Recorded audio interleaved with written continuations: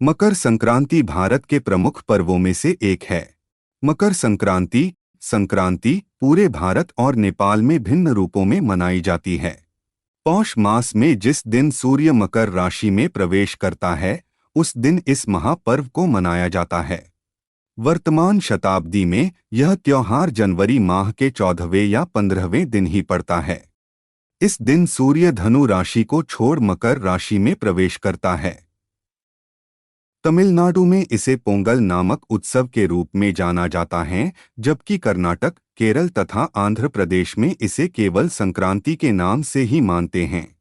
बिहार के कुछ जिलों में यह पर्व तिला संक्रांत के नाम से भी प्रसिद्ध है। 14 जनवरी के बाद से सूर्य उत्तर दिशा की ओर अग्रसर होता है। इसी कारण इस पर्व को उत्तरायण भी कहते हैं। यह त्योहार भारत के विभिन्न राज्यों में विभिन्न नामों से जाना जाता है।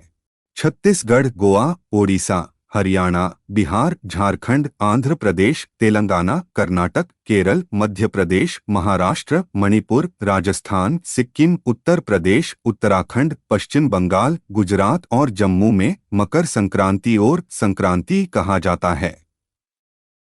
नेपाल में मकर संक्रांति के दिन किसान अपनी अच्छी फसल के लिए भगवान को धन्यवाद देकर अपनी अनुकंपा को सदैव लोगों पर बनाए रखने का आशीर्वाद मांगते हैं।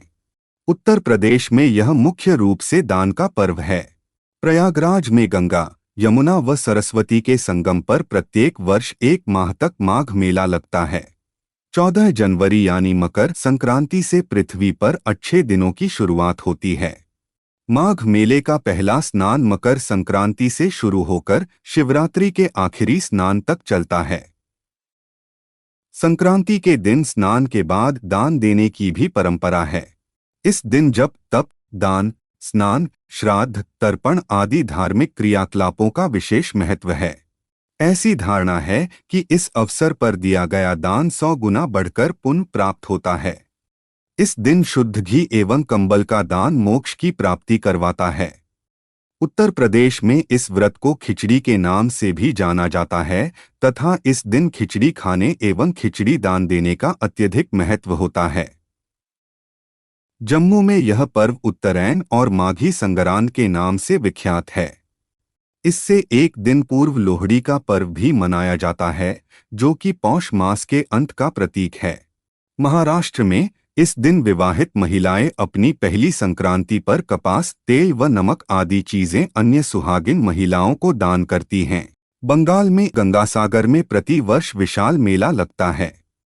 इस दिन गंगासागर में स्नानदान के लिए लाखों लोगों की भीड़ होती है। मकर संक्रांति के दिन ही गंगा जी भगीरथ के पीछे पीछे चलकर कपिल मुनि के आश्रम से होकर सागर में जा मिली थीं। तमिलनाडु में इस त्योहार को पोंगल के रूप में 4 दिन तक मनाते हैं। पोंगल मनाने के लिए स्नान करके खुले आंगन में मिट्टी के बर्तन में खीर बनाई जाती है, जिसे पोंगल कहते हैं। असम में मकर संक्रांति को माघ बिहू अथवा भोगाली बिहू के नाम से मनाते हैं। राजस्थान में इस पर्व पर सुहागन महिलाएं अपनी सास को वायना देकर आशीर्वाद प्राप्त करती हैं। देवभूमि उत्तराखंड में इस मुख्य पर्व मकर संक्रांति को घुघुतिया त्योहार के नाम से जाना जाता है। मकर संक्रांति की कथा। पौराणिक कथाओं के अनुसार सूर्य देव और शनिदेव में अच्छे संबंध नहीं थे। इसका कारण था सूर्य देव का शनि की माता छाया के प्रति उनका व्यवहार। दरअसल शनि देव का रंग काला होने के कारण सूर्य देव ने उनके जन्म के दौरान कहा था कि ऐसा पुत्र मेरा नहीं हो सकता। इसके बाद से सूर्य देव ने शनि देव और उनकी माता छाया को अलग कर दिया था। जिस घर में वह रहते थे उसका नाम कुंभ था। सूर्यदेव के ऐसे व्यवहार से क्रोधित होकर छाया ने उन्हें श्राप दे दिया था। माता छाया ने सूर्यदेव को कुष्ठ रोग का श्राप दिया था, जिससे क्रोधित होकर सूर्यदेव ने छाया और शनिदेव का घर जलाकर राख कर दिया था। सूर्यदेव के पुत्र यम ने सूर्यदेव को उस श्राप से मुक्त किया था। साथ ही उनके सामने मांग रखी थी कि वह उनकी माता यानी छाया के साथ अपने व्यवहार में बदलाव लाएं। इसके बाद सूर्यदेव छाया और शनिदेव से मिलने के लिए उनके घर पहुंचे थे। जब सूर्यदेव वहां पहुंचे तो उन्होंने देखा कि वहां कुछ भी नहीं था, सब कुछ जलकर बर्बाद हो गया था। इसके बाद शनिदेव ने काले तिल से अपने पिता का स्वागत किया था। शनिदेव के ऐसे व्यवहार से प्रसन्न होकर सूर्यदेव ने उस दिन उन्हें नया घर दिया जिसका नाम था मकर। इसके बाद से ही शनिदेव दो राशियों कुंभ और मकर के स्वामी हो गए। शनिदेव के इस व्यवहार से प्रसन्न होकर सूर्यदेव ने उन्हें यह भी कहा कि जब भी वह मकर संक्रांति के मौके पर उनके घर आएंगे तो उनका घर धन धान्य से भर जाएगा, उनके पास किसी भी वस्तु की कमी नहीं रहेगी।